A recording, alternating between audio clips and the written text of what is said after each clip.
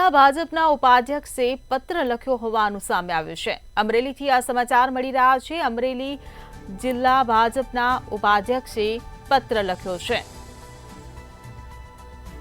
તો સમાચાર અમરેલીથી મળી રહ્યા છે। સુરેશ પાનસુરિયાએ ગુજરાત પ્રદેશ અધ્યક્ષને પત્ર લખ્યો હોવાનું સામે આવ્યું છે। ભ્રષ્ટાચારના આક્ષેપવાળા વાયરલ પત્રનો આ મામલો સામે આવ્યો છે। નાયબ દંડકને બદનામ કરવા પત્ર વાયરલ કર્યો હોવાનું પાનસુરિયાએ નિવેદન આપ્યું છે। તો પાર્ટીની છબીને ડાઘ પહોંચાડવાનું કૃત્ય કર્યું હોવાનું સુરેશ પાનસુરિયાએ જણાવ્યું છે। ત્યારે તપાસ કરી સઘન કાર્યવાહી કરવા લેખિત રજૂઆત કરવામાં આવી છે। વંદે માતરમ।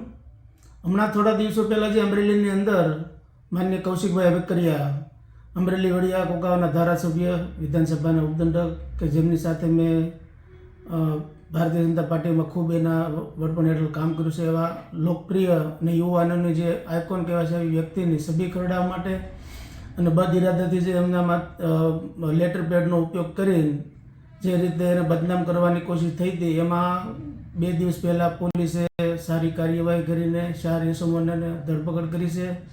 તો આ સંદર્ભે મેં પાટીલ સરને એક પત્ર લખીને જણાવ્યું છે કે સર આની અંદર જે પણ ઇસમો છે જે ભારતીય જનતા પાર્ટી અને કૌશિકભાઈ વેકરિયાને બદનામ એની છબી ખરડાવવા માટે જે ષડયંત્ર રચ્યું છે એને ખુલ્લા પાડવામાં આવે અને ભારતીય જનતા પાર્ટીને જે નુકસાન થયેલું છે એ અટકાવવામાં આવે કે એટલે એને એવો દંડાત્મક કાર્યવાહી કરવામાં કે ભવિષ્યની અંદર કોઈ પણ ઇસમ આવી પ્રવૃત્તિ કરતાં પહેલાં વિચાર કરે।